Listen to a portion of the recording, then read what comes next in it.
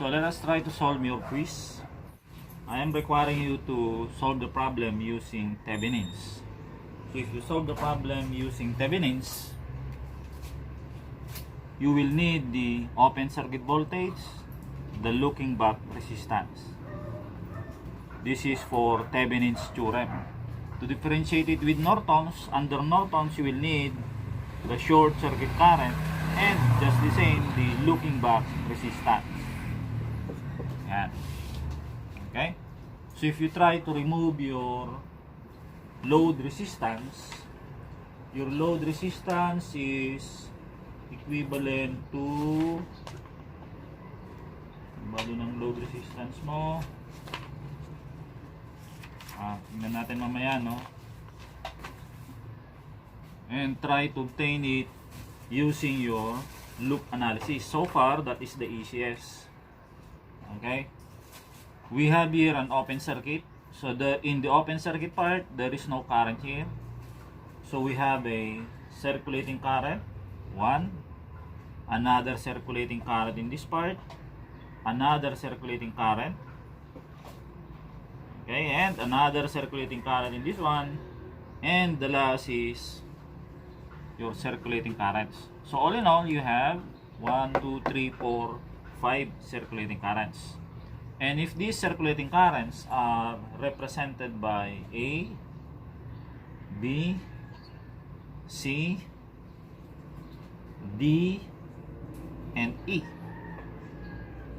you can readily solve for these values of A, B, C, D, and E. But first is for you to derive your loop current equations.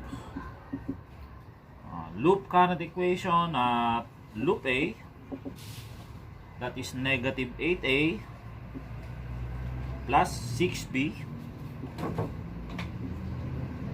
plus 12. If we transpose positive 12 in the other side, what you will get is negative 12. Next is a loop current equation at loop B. In loop B, that is 6A minus 6 plus 3 plus 7 plus 5. 6 plus 3, 9 plus 7, 16 plus 5, 21. 21B plus 3C plus 12D. Okay? Then you go back to your starting point. Ganyan lang ang loop current equation. Next is a loop current equation at loop C. So that is 3B minus 2 plus 3, that is 5C minus 10. We transpose negative 10 in the other side, that will become positive 10. Next is a loop current equation at loop D. So this will be 7 plus 5, that is 12B, correct? Minus 5 plus 7 plus 2, that is 14, minus 14D. Your power supplies, minus 25, we transpose it in the other side, is positive 25. Ayan. And the last is loop current equation at loop E. So that is 2D, correct? Minus 2 plus 2 minus 4E plus 25. We transpose it in the other side, is negative 25. This is your 5 equations necessary in the solution of your open circuit voltage. And you can easily solve this one using available methods like using your Excel. If you make use of your Excel, these are supposedly your values. Negative 1.631, negative 4.175, negative 4.505, negative 5.364, and negative 3 0.568. Let us now try to obtain the open circuit voltage. Your open circuit voltage can be solved by merely applying a KVL in this closed path, supposing that this is loop X. So KVL at loop X, that is 16, correct? From plus to minus B sub O minus 3 ohms times the circulating current of negative 4.175, that is your B. Dito, this is with respect to B, this is your plus and minus. With respect to C, that is your plus and minus. With respect to B, this is plus and minus, and with respect to with respect to D, this is plus and minus. Okay? So, B sub O, 16 minus B sub O minus 3 times B. Your B is negative 4.175 negative minus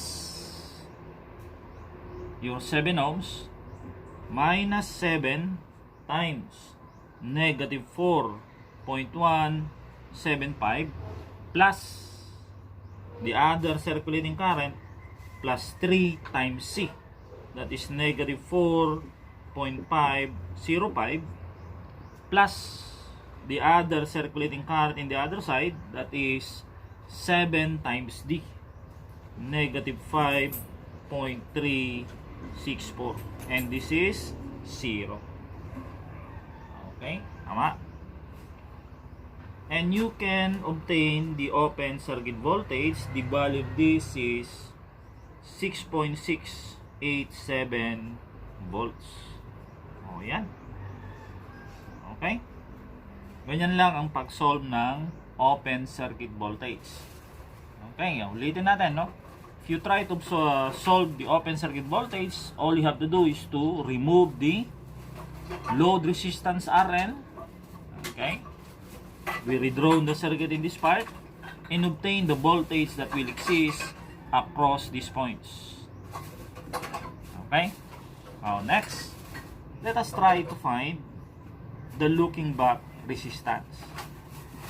Yan. To find the looking back resistance, you replace your 12 volts with a short circuit.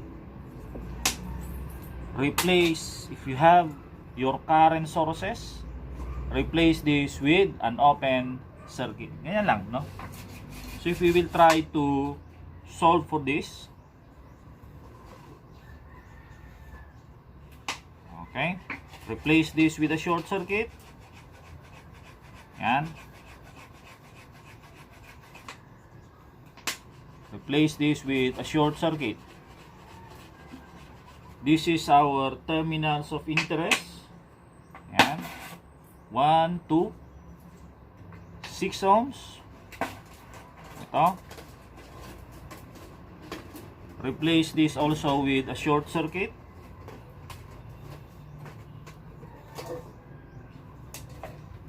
Yan. Short circuit. Yan. Okay. This is 2, 6, 2, 3, 5, 7, and the other one is 2 ohms. Okay? You try to simplify this little by little. Okay? 2 and 6 are in parallel, 2 and 3 are in parallel, 2 and 2 are also in parallel. If you need to redraw a figure over and over, then do it. Kung kailangan mong mag-drawing ng figure, mag-drawing ka. Anyway, that is for the sake of your own solution. Wala namang makikinabang dyan, ikaw lang. Okay? 1.5. The other one,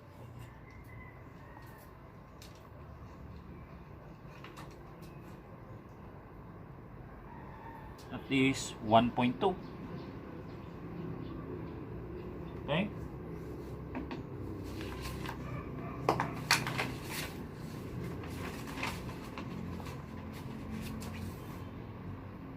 And the other one is 1 ohm. So what's next is you try to redraw the figure. Okay? Mag-redrawing ka. I-redraw mo siya.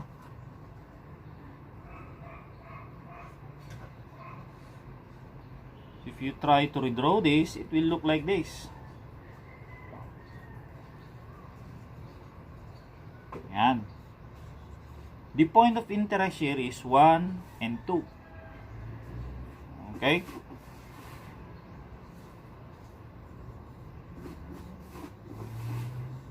Yan. Or yan. Okay, this is 1.5. That is 1.2, 5, 7, and 1 ohm. Okay?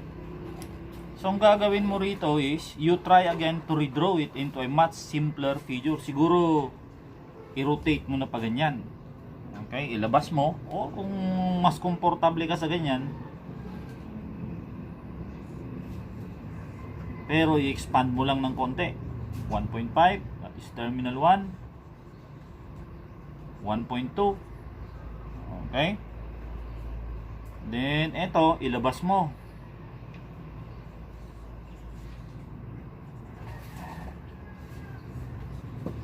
Yan. Pag ilabas mo yan, this will now be your 5 ohms and this is your 7 ohms. And you try to insert in between your 1 ohm resistance. O yan. This is terminal 2. And you can solve now the total resistance across terminals 1 and 2 via delta to y and y to delta, by either making a transformation between these points or doon sa kabila. Okay? But there are some of you who immediately obtain the total resistance. Okay? Nakakabilib yun. No? Nakuha agad yung total resistance. Unfortunately, of course, the answer is wrong. Okay? The resistance now across terminals 1 and 2, which is now the looking back resistance, I will just give you the value is 9.536. Oh yeah, 9.536. We also have here the open circuit voltage, and using now your Thevenin's theorem, that is V sub O divided by R plus or RL plus R sub O. Supposedly, this must be and this should be your solution. Okay?